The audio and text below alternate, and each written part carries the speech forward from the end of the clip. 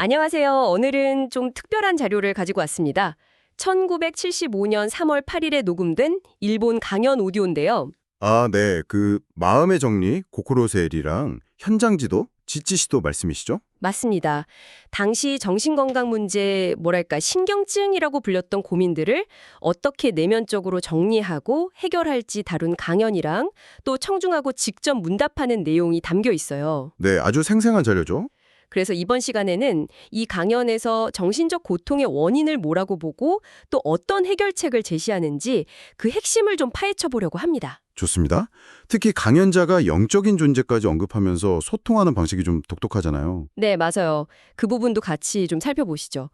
자, 우선 강연에서는 정신건강 문제의 뿌리가 어디에 있다고 보나요? 이게 단순히 몸, 육체의 문제가 아니라 정신의 문제. 그러니까 정신의 불건전함에서 온다고 봐요. 그리고 이게 훨씬 더 심각하다는 거죠. 아, 정신의 문제요? 네. 결국 자기 생각이나 생활 방식에 대한 어떤 올바른 기준이 없거나, 마음 자체가 좀 결함이 있다. 뭐 이렇게 진단하는 겁니다. 그렇군요. 마음의 결함. 그럼 구체적으로 어떤 것들이 정신적 고통을 일으킨다고 지적하나요? 여러 가지가 있는데요. 첫째는, 자기 생각을 좀 객관적으로 못 보는 거예요. 객관적으로요? 네. 힘든 일이 생기면 자꾸 이건 남 탓이다. 이렇게 돌리는 경향이에요. 자기 생각에 갇혀버리는 거죠. 아, 남 탓하는 마음. 그리고 또 들어보니까 가족 환경 이야기도 꽤 중요하게 다루던데요. 맞습니다. 부모님을 원망하거나 혹은 반대로 너무 과보호 속에서 자란 경험 같은 거요. 네. 존경심이 없거나 또 대화가 부족하고 좀 억압적인 분위기 이런 것들도 원인이 될 수 있다고요. 그렇죠. 가정 환경이 큰 영향을 미친다고 보는 거죠. 그리고 여기서 진짜 이 강연만의 좀 독특한 시각이 나와요. 어떤 건가요?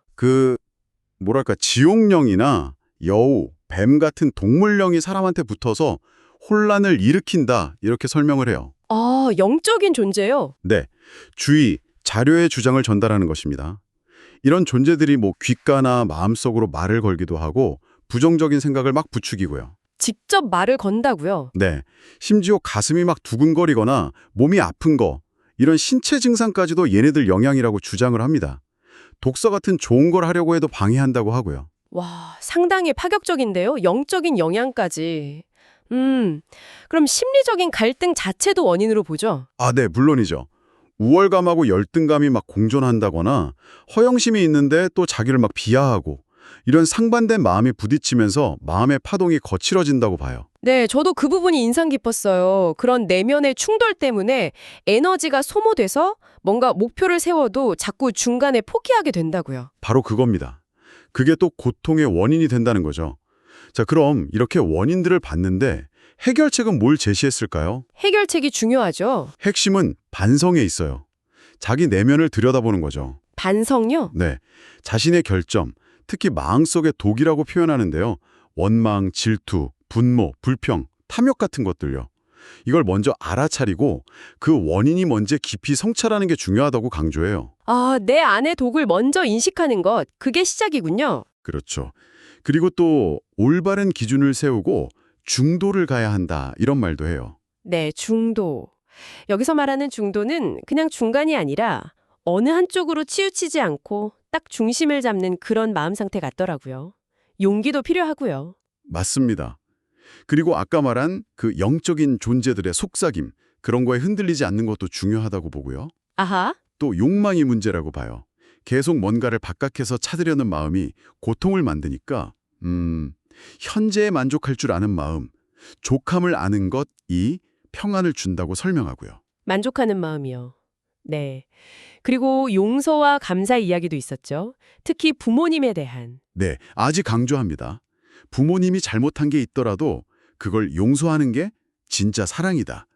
그리고 낳아주고 길러준 은혜, 감사하는 보온의 마음, 이걸 가져야 한다고요. 원망은 결국 나를 해치는 거다 이런 관점이군요. 그렇죠. 그리고 아까 그 영적인 문제 있잖아요. 네, 그 독특한 부분이요. 해결책으로 강연자가 직접 그 영적인 존재한테 말을 걸어서 막 꾸짖고 떠나라 명하고 아니면 황금빛을 상상하는 그런 정화의식 같은 걸 보여주기도 해요. 직접 시연을 하는군요. 네, 그런 장면들이 오디오에 담겨 있죠. 정말 독특한 접근법이에요. 궁극적으로는 감정, 지성, 이성, 본능 생각 같은 것들이 전부 조화롭게 통합된 상태. 조화로운 상태. 네, 그걸 둥글고 풍요로운 마음이라고 표현하는데 그런 마음을 만들어서 삶의 진짜 의미를 찾고 내가 본래 신의 자녀 같은 존재다. 뭐 이런 걸 깨닫는 게 목표라고 제시됩니다. 자, 그럼 정리를 좀 해볼까요? 이 1975년 강연은 정신적인 어려움을 넘어서려면 결국 자기 생각과 감정, 특히 뭐 원망이나 욕망, 가족관계 이런 것들을 깊이 성찰해야 한다. 네, 자기 성찰이 기본이고요. 그리고 흔들리지 않는 올바른 기준을 세우는 게 중요하고 여기에 더해서 강연자만의 관점에서 영적인 차원의 문제까지도 보고 그걸 정화하는 방법까지 제시하고 있다. 이렇게 요약할 수 있겠네요. 맞습니다.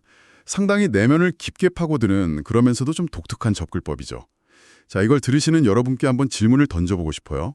오늘날 우리가 겪는 마음의 어려움들 중 혹시 얼마만큼이 내가 스스로 만든 생각의 틀, 아니면 해결되지 않은 감정, 특히 뭐 원망이라든지 자기 중심적인 욕망 같은 것에서 비롯되는 건 아닐까요? 생각해볼 문제네요. 네.